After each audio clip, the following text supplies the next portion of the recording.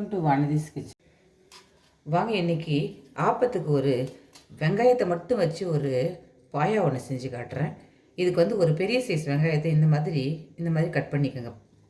பெருசு பெருசாக கட் பண்ணிவிட்டு அதை வந்து பிரித்து எடுத்து வச்சுக்கோங்க. ஒரு ஒரு 10 இலை வந்து புதினா, கொத்தமல்லி, ஒரே ஒரு தக்காளி, ஒரு அரை மூடி தேங்காய், ஒரு ஸ்பூன் வந்து பொட்டுக்கடலையும், ஒரு 3 முந்திரியை போட்டு இதை ஃபைன் பேஸ்ட்டாக அரைச்சின்னு வந்துடுறேன். காரத்துக்கு ஒரு 3 பச்சை மிளகாய் வச்சுருக்கேன்.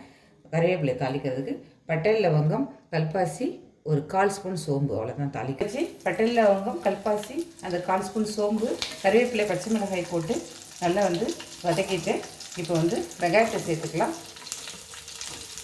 வெங்காயம் வதங்கட்டும். இஞ்சி பூண்டு பேஸ்ட்டு போட்டுடுறேன். நான் வந்து அதை சொல்ல மறந்துட்டேன் இன்க்ரீடியன்ஸை காட்டும்போது. வதங்கிடுச்சு. இப்போ தக்காளி சேர்த்துக்கலாம்.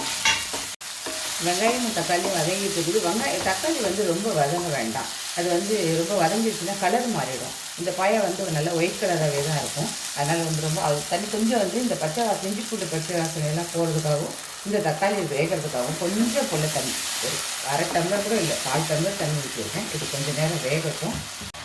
ஒரு சிட்டிக்கு மஞ்சப்பொடி மட்டும் போட்டிருக்கேன். வதங்கிடுச்சு. இப்போ அரைச்சி வச்ச தேங்காய், அந்த முந்திரி, பொட்டுக்கடலை ஒரு ஸ்பூன் போட்டோம் இல்லைங்களா, அதை கரைச்சி அதை அரைச்சதை வந்து இதில் சேர்த்தாரு. மிக்ஸி ஜாரெல்லாம் நல்லா கழுவி இதில் விட்டுடலாம். நிறைய தண்ணி ஊற்றணும்னா கொஞ்சம் திக்காக தான் இருக்கணும். ஏன்னா ரொம்ப நேரம் எதுவும் இதில் வேகிறதுக்கு இல்லை. காயெல்லாம் வேகிறதுக்கு இருந்ததுன்னா நம்ம கொஞ்சம் நேரம் கொதிக்க வைக்கலாம், தண்ணி கொஞ்சம் ஊற்றி கூட.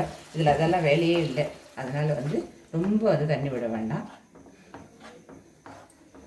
முந்திரியும் பொட்டுக்கடலையும் போட்டிருக்கிறதுனால கொஞ்சம் வந்து சடனாக வந்து கொஞ்சம் கெட்டியாகும். அதுக்கு மாத்திரம் கொஞ்சம் பார்த்து தண்ணி விட்டு தேவையான உப்பு போட்டுக்கிறேன். இதுக்கு பச்சை மிளகாய் மட்டும்தான் போடணும். மிளகாய் போட்டோம்னா அது கலரே சுத்தமாக மாறி போயிடும். அதில் பாயா வந்து கொஞ்சம் காரம் இல்லாமல் கொஞ்சம் முந்திரி எல்லாம் வர ஒரு ஸ்வீட்னஸோடு சாப்பிட்ணுன்னு நினைப்பாங்க. இல்லை கொஞ்சம் நல்ல சுருக்குன்னு சாப்பிட்ணுன்னு நினைக்கிறவங்களா இருந்தால் கொஞ்சம் மிளகு பொடி போட்டுக்கோங்க, சூப்பராக இருக்கும். அவ்வளோதான். இதுக்கு மேலே கொதிக்க வைக்க வேண்டாம். அது திக்காகிடுச்சு பாருங்கள். இந்த மாதிரி சூப்பராக ஆப்பம் ஊற்றி இந்த எம்டி பாயா வச்சு சாப்பிட்டு பாருங்கள். செம்ம சூப்பராக இருக்கும். ட்ரை பண்ணி பாருங்கள். பார்த்துட்டு பிடிச்சதுன்னா லைக் பண்ணுங்கள், ஷேர் பண்ணுங்கள், சப்ஸ்கிரைப் பண்ணுங்கள். நன்றி, வணக்கம்.